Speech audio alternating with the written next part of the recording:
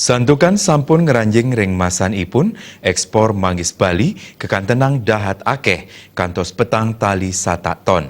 Parindikan punika mejanten Presiden incapang devisa negara, kantos 350 miliar rupiah.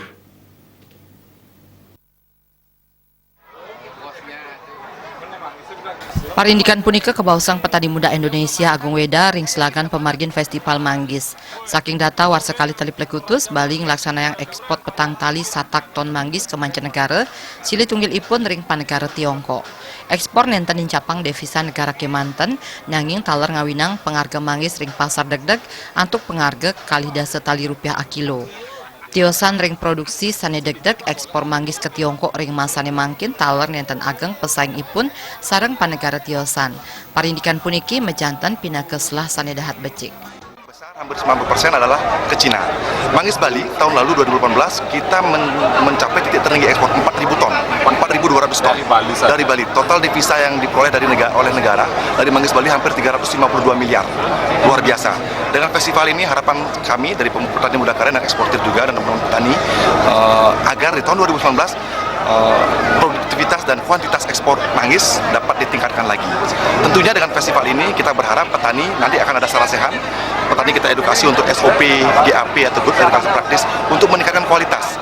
Karena manggis Bali sebenarnya hampir 30% kualitas yang baru bisa diekspor. Antuk pamikolih punika buleleng jagista tani capang produksi ipun.